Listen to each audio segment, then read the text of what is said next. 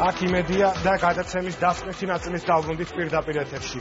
გირჩის ლიდერმა მარიხუანის კიდევ ერთი ძირი დათესა. პოლიტიკური გაერთიანება ამ გზით რეპრესიულ ნარკოპოლიტიკას ებრძვის. ძალოვანი უწყება კი გირჩის ნერგების შეგროვებითაა დაკავებული. დგას თუ არა ქვეყანა დეკრიმინალიზაციის ზღვარზე, რატომ ეშინია ხელისუფლებას განვითარებული ქვეყნების გამოცდილების გაზიარება. ლევან კვატაშიძე და ბორის ფოცხიშვილი გირჩის მწვანე პროტესტისა და საზოგადოების ნაწილის თეთრი ხმაურის შესახებ.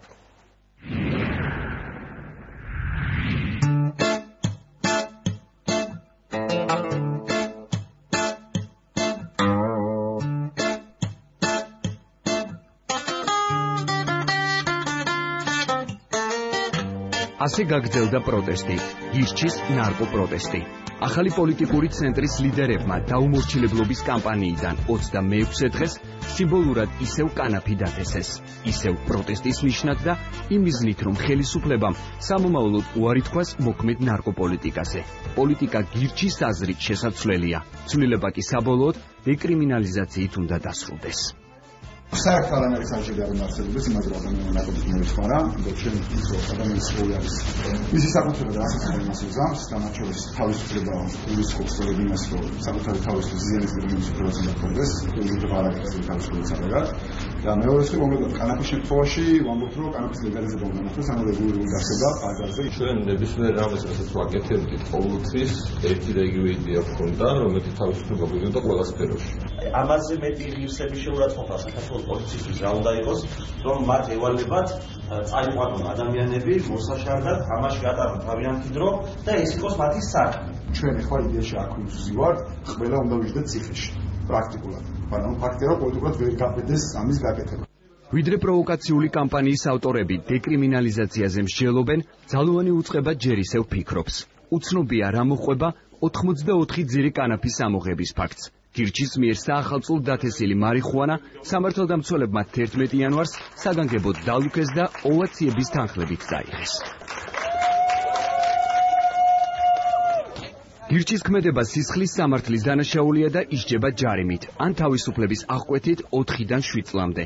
ასე რეაგირებს კანონი, თუ დიდი ოდენობით კანაფის დათესვას გადაწყვეტთ.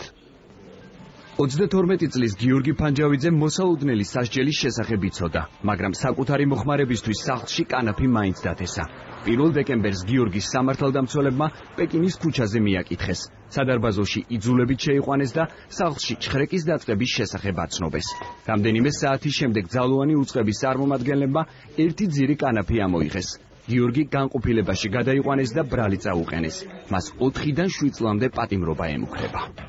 მე თუ მარიხუანას არ გავსდიდი, ჩემი პირადი მოხმარებისთვის, მაშინ შესაბამის უნდა მიმართა რეალიზატორისთვის. მომეძებნა შავი ბაზარი, მომეძებნა შუამავლები, შემესყი და რეალიზატორის დაფარვა თვითონ დანაშაულია სისხლის სამართლის კოდექსით.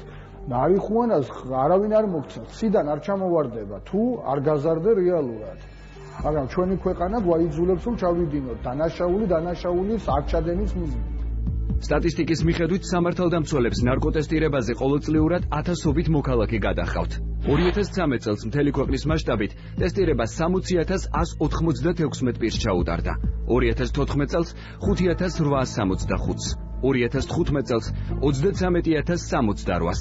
2016 წლის პირველი ნახევრის მონაცემებით კი ნარკოტიკების შესაძლო მოხმარების საფუძველზე იძულებით შემოწმდა 14,000 მოქალაქე.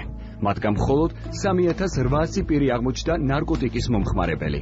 ადამიანის უფლებების სწავლებისა და მონიტორინგის ცენტრის ინფორმაციით, ნარკოტესტირებაზე მიყვანილ პირთა 27%-ს ნარკოტიკის მოხმარება არ დაუდგინდა. ნარკოტიკული საშუალებების მცირე ოდენობით შეძენა ან შენახვა ითვალისწინებს ადმინისტრაციულ ჯარიმას 500 ლარის ოდენობით ან ადმინისტრაციულ პატიმრობას 15 დღის ვადით. კანონის შეცვლას წლებია სხვადასხვა ფორმით აპროტესტებს თეთრი ხმაურის მოძრაობა. მოთხოვნა უცვლელია ყველა ნარკოტიკული საშუალების მცირე ოდენობით ფლობისა და მოხმარების დეკრიმინალიზაცია.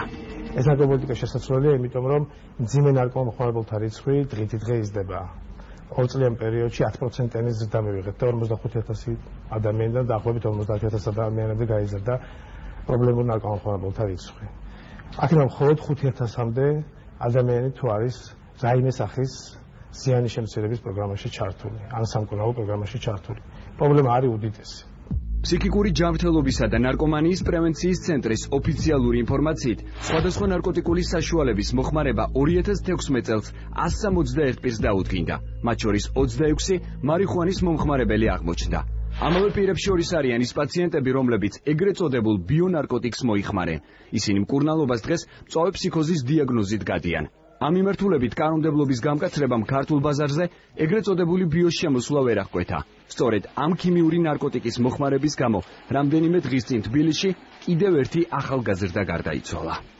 ძირითადი დამაზიანებელი ეფექტი არის ის, რომ ის მინარევები, რომელიც არის მასში, მოქმედებენ გულსიზარდო სისტემაზე, თავის თვისზე და ხდება ფატალური შედეგები.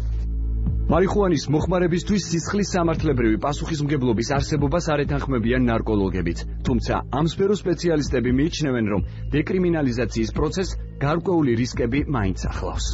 ლიბერალიზაციის ფონზე აუცილებლად გარკვეული პერიოდის განმავლობაში გვექნება მოხმარების ზრდა. კიდევ ერთი რისკი, რასაც აუცილებლად უნდა მიექცეს ყურადღება უკანასკნელ პერიოდში განსაკუთრებით, ეს არის ზღვარი, რომელიც გადის თქვათ დეკრიმინალიზაციის და ლიბერალიზაციის მოთხოვნასა და პირდაპირ პროპაგანდირებას შორის. სახელმწიფო ნარკომომხმარებელი პირების მიმართ უმკაცრეს სასჯელს, ციხეს იყენებს და აკარგვინებს ადამიანს საკუთარი ცხოვრების 8-დან 20-მდე წელს 1 გრამი ჰეროინისთვის. ნარკომომხმარებლების მიმართ სახელმწიფოს მიდგომა დეკრიმინალიზაციის შემთხვევაში შეიცვლება. სავარაუდოდ საგაზაფხულო სესიაზე უკვე დაიწყება კანონპროექტის განხილვა, რომელზეც ჯანდაცვის კომიტეტი მესამე სექტორთან ერთად მუშაობს. ნარკოტიკული საშუალებების დეკრიმინალიზაციას პარლამენტში უმრავლესობის მხარდაჭერა დასჭირდება, თუმცა მართულ გუნდში ამ თემაზე კონსენსუსი ჯერ არ არსებობს. ნარკოდამოკიდებული ადამიანი არ უნდა იჭდეს ციხეში. ეს არის პოზიცია, რომელიც ჩემი აზრით არის ის პოზიცია, რომელიც იმსახურებს ამ შემთხვევაში საზოგადოების მხარდაჭერას. ჩემი მხრიდან ეს კანონპროექტი არ იქნება მხარდაჭერილი. სრული ლიბერალიზაცია ამ თემის სერიოზულად დააზიანებს საზოგადოებას, ახალგაზრდობას. ევროპის 50 ქვეყნიდან მარიხუანის მოხმარება 21 ქვეყანაში დეკრიმინალიზებულია. ამ მხრივ გამორჩეულია პორტუგალია, სადაც 2001 წელს დეკრიმინალიზაცია ყველა სახის ნარკოტიკულ საშუალებას შეეხო. ამ ცვლილებების შემდეგ პორტუგალიაში ნარკოდამოკიდებულთა რაოდენობა განახევრდა. შემცირდა სიკვდილიანობა და სახელმწიფოს მხრიდან ადამიანებზე ზეწოლა. გაიზარდა ტურისტების რიცხვი. რა ფინანსურ შედეგს მოუტან საქართველოს დეკრიმინალიზაცია, რომელიც გირჩის აზრით მომავალში ლეგალიზაციით უნდა დასრულდეს. პოლიტიკურ ცენტრში კოლორადოს მაგალითზე კონკრეტული ციფრები დაითვალეს. ეს არის ახალი ეკონომიკა, რომელიც გაჩნდება, ამდენი სამუშაო ადგილი შეიქმნება და პლუს ბიუჯეტში მივიღებთ ამდენ შემოსავალს, ანუ 1.9-1.7 მილიარდი ლარი, რომელიც ჩვენ შეიძლება დავხარჯოთ 1000 რამეზე. ანუ ეს რიცხვები მაგალითად ეს არის დაახლოებით 2-ჯერ მეტი ვიდრე თავდაცვის ბიუჯეტი გვაქვს. ეს თანხა გადავითამაშოთ, მაგალითად ყველაზე ღარიბ 1 მილიონ მოქალაქეს საქართველოში ბავშვი ან ასაკოვანი მნიშვნელობა არ აქვს, შეიძლება მივცეთ 100 ლარი ყოველ თვე. ქვეყანაში ნარკოტიკული საშუალებების დეკრიმინალიზაცია არ დაწყებულა, თუმცა გარკვეული პროგრესი მაინც მიღწეულია. საკონსტიტუციო სასამართლოს გადაწყვეტილებით 70 გრამამდე მარიხუანის მოხმარებისთვის მოქალაქეებს აღარ დააპატიმრებენ. ასევე საკონსტიტუციო სასამართლო საბოლოოდ დადგენს, უნდა ისჯებოდეს თუ არა კანაფის მოყვანა პირადი მოხმარებისთვის. კანონით ნაწილობრივ დარეგულირდა ქუჩის ნარკოტესტირების პრობლემაც, თუმცა ეს პრობლემა ბოლომდე მაინც ვერ მოგვარდა. ძალუან უწყებას ისევ დარჩა ბერკეტი, ოპერატიული ინფორმაციის საფუძველზე პირი ნარკოტესტირებაზე იძულების წესით შეამოწმოს.